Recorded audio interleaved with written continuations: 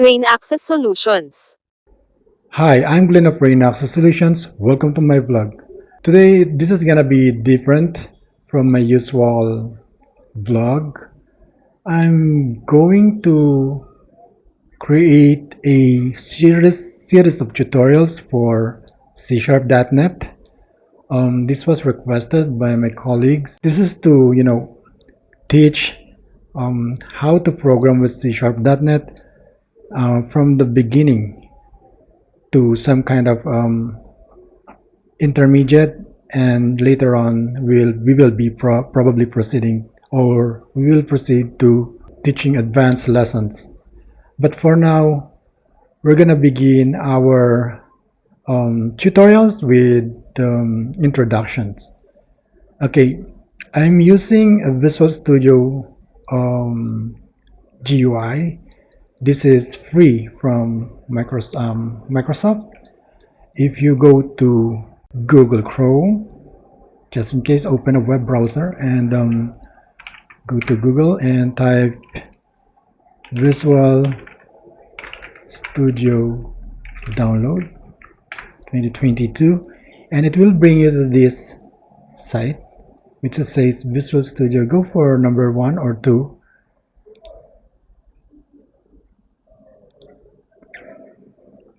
Go back again, go here. Oh, the spelling is incorrect. Here you can click the free Visual Studio, which is the Visual Studio community. Click on the download button and it will bring you to the download. Here, it's actually downloading now. Once you click this one, this Visual Studio setup, it will prompt you to install Visual Studio. And after installing Visual Studio, you can then create an account for Microsoft for future updates of your Visual Studio 2022. This is what I have at the moment, and for this series of tutorial, I'm going to create a folder on my documents, which under a Visual Studio folder, and I'm going to name that folder C#.NET Lessons. You may want to just create the same on your computer or on your laptop. It's gonna be the same. I'm not going to be uploading this, so you can also practice what I'm doing here in front of my computer. So let's go ahead and begin our introduction to Visual Studio 2022 and C#.NET. First, we need to create a new project. And here I have so many options to choose from. You may want to narrow it down by typing forms in the search text box. Now you can see from here we have the Windows app, Windows Forms app, and Windows Forms app.NET framework. Just select the first one and click on the next button. Let's change our folder location, which is in Visual Studio 2022 and C#.NET Lessons. In the lesson 1, select that folder and we will rename our first lesson Lesson 1. Notice that when you create a new project, the project name is at the top and the solution's name is at the bottom. And the location is in the middle. Click Next. It will present you to this side. This part here will tell you which .NET version you're going to use. I'm going to use the latest, or whatever it is being offered, which is the .NET 8.0, and it has a longer term support. The other one has been out of support. So now let's create our first form.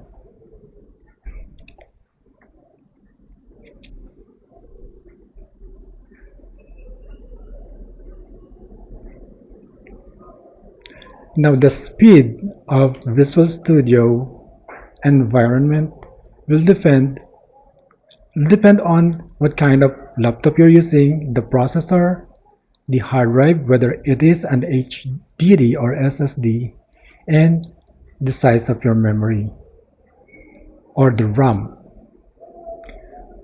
So my laptop computer is a pretty decent one. It's not the gaming type, but you can actually use it for programming. Here, I'm just going to show you and explain a little bit about the Visual Studio environment.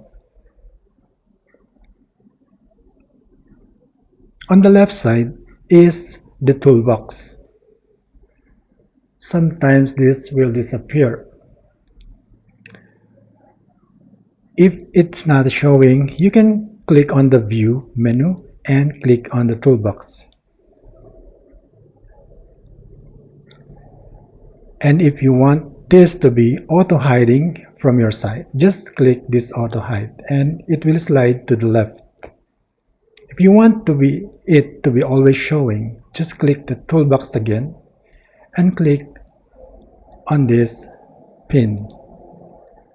Once the pin is up, you can now always see the options in the toolbox window. In the middle is the form and the workspace for creating forms and any other controls and for viewing the source code behind. At the top left, this is where your solution and project is being shown. So right now we have the program CS, which is the main program, and the form1 CS, which is our first form. Here at the bottom, we have the properties window. This is where you will be changing the properties of your form and for other controls. Now let's go ahead and start our tutorial. The form has always a caption or the title. To change that,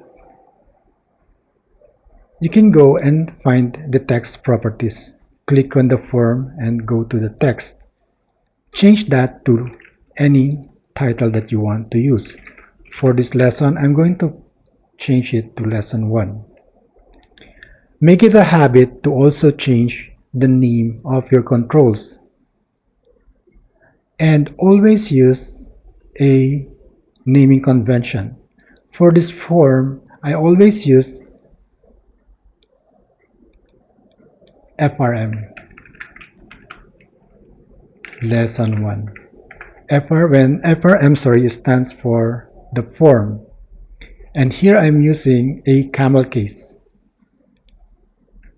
Camel case is when you're writing the arrangement of the letters within the word, or its cases, the case of letters in the word are not the same. I have a small letter in front of the word, and since this is a concatenation of two words like FRM, which is abbreviation for the word form, and the lesson 1, now we have if you change this to lesson form, you may see what I'm talking about. FRM, lesson form, the letter L and the letter F in the middle are capitalized, which makes it like a hump of the camel. Hence, it says camel case. So let's go back and change it to lesson 1, form lesson 1.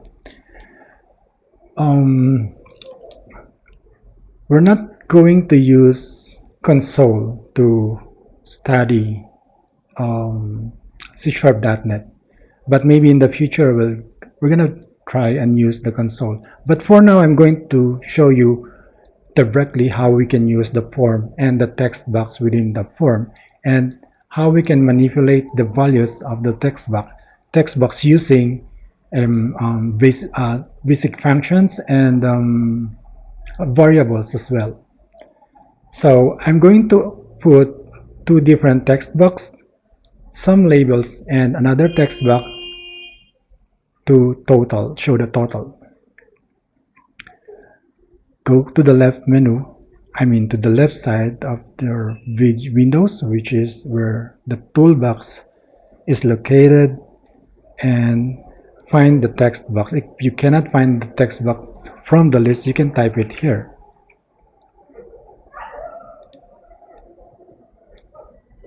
Drag it to your form and you will have a text box control on your form. Right away, I suggest that you change the name.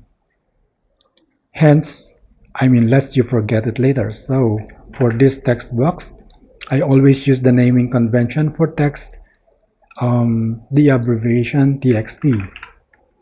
And I'm going to put number 1. So we're planning to create two numbers here that later we will add and show that total into another text box. You can now add a label.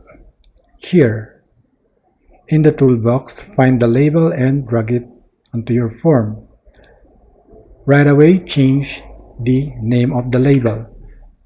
But actually, I don't usually change the name of the label, but I only change the text or the value, the caption of its this control.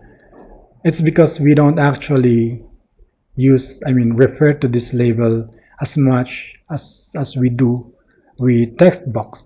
Label is just there to show or put a remarks on something, but the value will definitely stay the same throughout the operation of the program while it is running. So just to show you that it can also be changed, I'm just going to change it to match the text. For label 1, I'm going to put label number 1 and change the text value to number 1. And let's put a semicolon. Colon. Now that we have these two controls on your form, you don't need to drag again if you wish to put the same controls again. So just select both controls and copy them by pressing Ctrl C and Ctrl V on your keyboard. Then select the newly copied item and find the name. Here, change it again to txt number 2 and do that for label 2. Notice that when you are changing the name of a control, you cannot add a space in between the word. So you must avoid adding spaces when you're trying to put a name or trying to rename an object. But for the text value, sorry, you can actually add spaces like what we do here.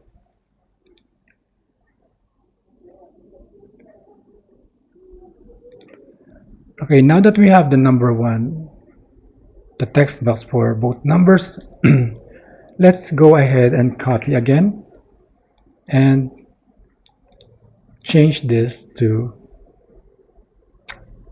txt total. So once again, rename it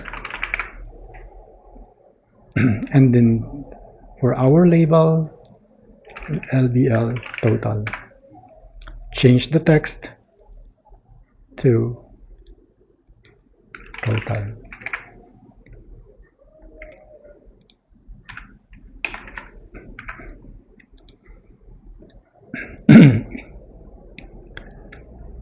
So now that we have all our controls needed for operation, a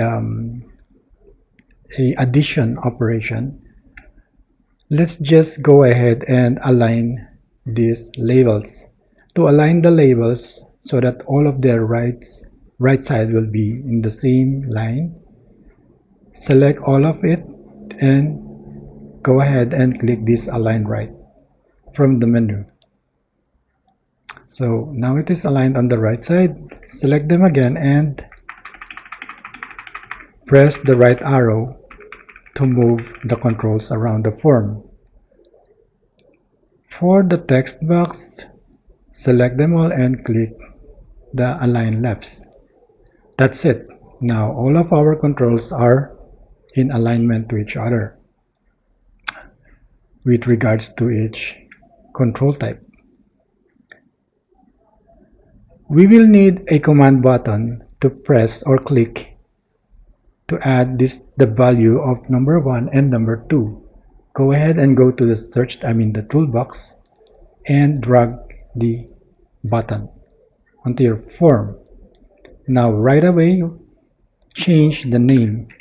For button, I always use btn and add a meaningful keyword. So that's the name for our button is button total. We can also use the command button cmd total. CMD is a short word for command button. Now let's change the text and write total, or we can add sum.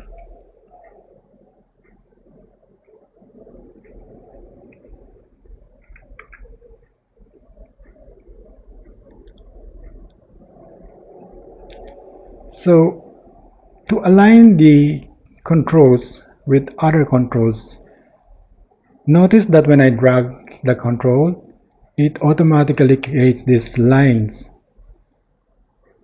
So it will be easier for me or for us to align the objects. There you go. So to find the sum of number 1 and number 2 and show it to total 1, we will need to write our code. But first, let's run our form and see what will happen. Click on this play button.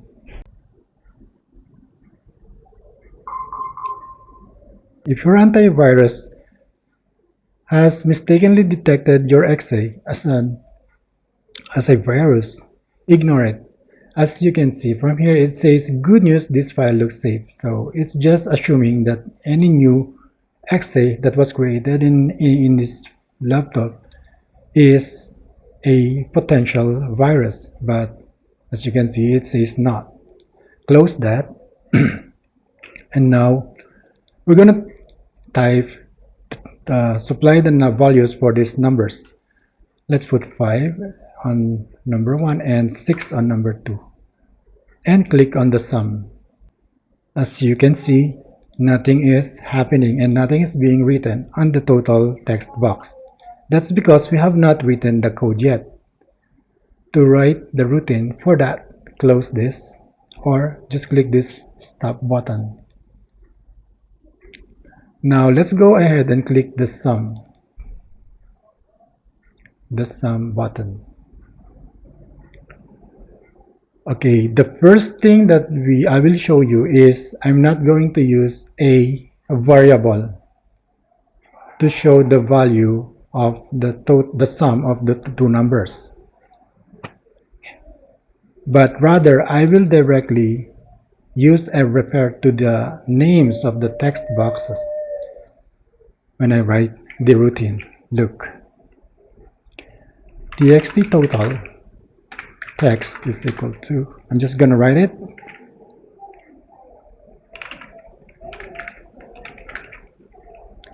notice that I use the int.Parse function. The default value of the text box is string type. String types means it is anything that has a character of no mathematical value. So it's just like your name, Glenn, or my name, sorry. my name is made of a string and it is not 3 number. Like if I say 5, then that is an integer or a number. So in order to convert this text to number, we will have to parse the string. So as you can see from here, the definition of int.Parse is it converts the string representation of a number to a 32-bit signed integer. Okay, let's use that and refer to our number. And then we will use the operation plus, which is the operation for sum. Again, let's type parse txt number. We'll get the value of number to text. Notice that it is showing an error. That's because even though we have converted these two into an integer here, int parse text txt number 1 to integer and txt number 2 to integer, it will not be displayed. It will not be allowed to be displayed in the total text box because we need to convert it back to string. To do that, enclose this to a parenthesis and put to string. Okay, so what we did here is we first convert the value of txt number 1 to number and number 2 to number. Then we convert it back to string so that the txt total.text is able to show the result. Let's go ahead and click the play or the compile button. Now it is building. Wait for it. There you go. So I'm gonna type the first number 5 and the second number is 8. Click the sum button. There you go. It shows 13. Let's put 0, 8. Let's put 2, 2. That's correct, right? 10, 12. 10 plus 2 is equal to 12. Let's put 5. 10 plus 5, it should be 15. Correct. What happens if I put empty? Okay, there you go. It is now saying that there is an error. So along the way during programming, you will always find yourself facing some problems like bugs, like this one. So don't worry about it. It's part of the programming deal. You will always face bugs and errors that you will need to solve throughout the day when you are programming. So let's stop this. Now I will show you another way to find the sum of two numbers and also catching the error so it doesn't show the debugging, which the debugging is that the windows earlier that tells us that there is an error in our code. Okay, if you don't want to delete this line here, you can always comment it, change it to comment by adding to. Then the whole line will turn into green. You can also highlight the whole line and click on this icon. So it's the same. Now in order to prevent this program from showing errors or falling into a debugging mode whenever it faces an error, we will have to trap if there is an error, if the user did not enter a number to any of the text box. So to do that, we're going to use int number 1.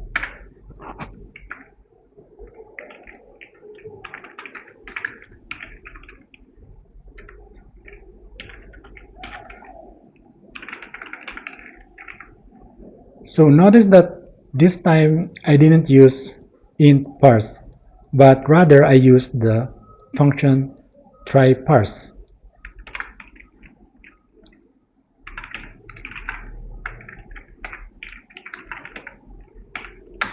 Now this function requires something to be an output, requires an output. So here I'm going to out number 1 and drop it.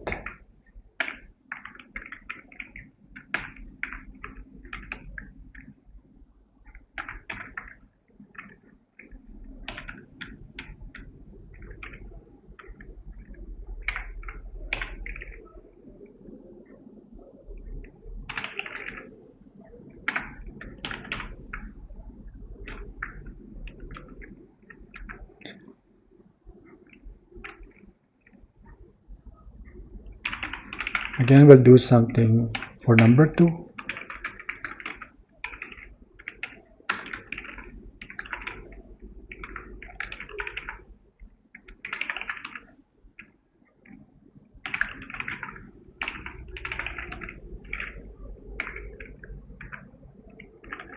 And let's just copy this.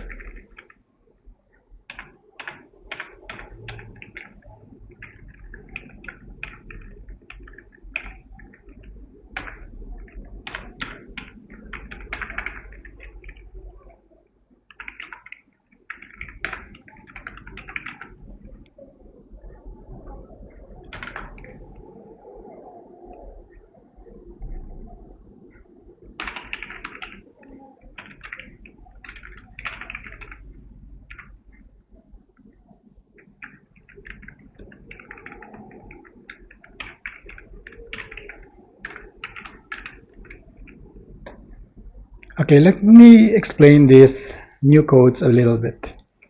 So what we're trying to do now is using some sort of a trap. To trap if the user did not enter something, we should change that null value to 0 so that the operation will not fail. And since TryParse is the only function that I can use for that, it requires a number to be out, like this number 1 that we declared here as an integer. So let's put not. Okay, here the operator for not, this one, is the exclamation point. So it means that if this one is not successful, then we'll assign a number. So it means that if the user did not enter anything, I will automatically change that to 0. And that goes the same for integer or txt box number 2, which is this one. For this part is for number 1 here, and for this part is here, is for this part.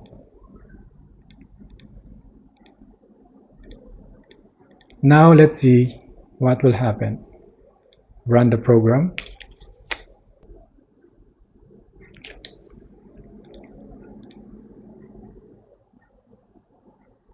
Oh, sorry. Here. We forgot the semicolon. Run again. Okay, now first we'll try to put some number 6 and 3. Click the sum. Now we have 9. Put 0. We have 6. Now we delete the value for 2. Now it doesn't show any error now, right? Again, let's put 5 here and then erase the first one. It's not showing you any errors, or it is not opening up the debugging mode because you made a mistake in your coding. So that's the other way of cropping the error, and another way of adding two text box together. So aside from using int.Parse and TryParse, there is another method of adding the values of two text boxes. I'm now going to use variables. So instead of just directly referencing the values from the text box, I'm going to create variables. Int integer1, which is the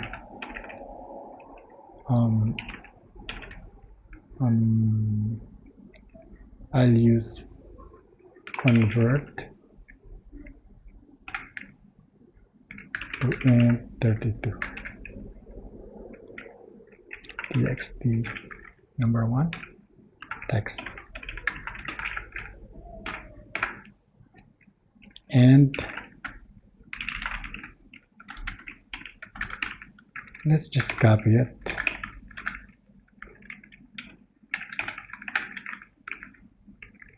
So for integer2, let's copy it.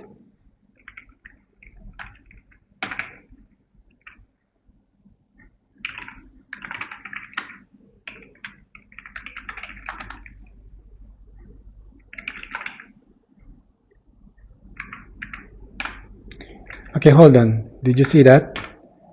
When I type something, I'll repeat that, right? Total value.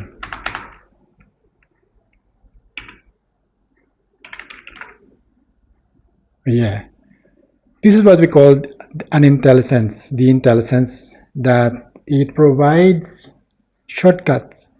It somehow assists you to, instead of typing the words, it anticipates what you're going to type, and all you need to do after that is to press tab like that, 2 tabs, and there you go. It automatically completes the line of code.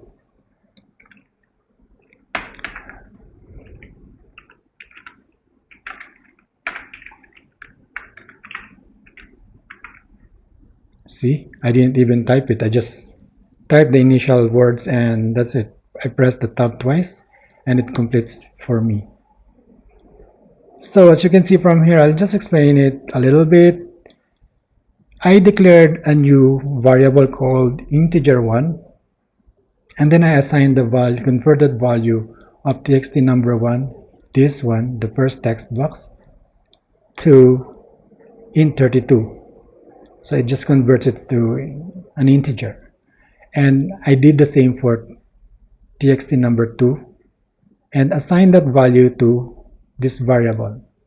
Now I created another variable to hold the total of the two, the sum of integer 1 and integer 2, and finally I display the value to our txt total text.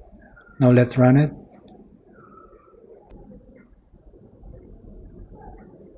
Now let's put the value 15 on 1 and 16 on 2. Click sum. Now 31. Okay, now since this part here does not trap for any error, if I fail to write a value for any of this text box, it will fail. There you go. So it is always a good practice to trap the errors in your codes before it happens.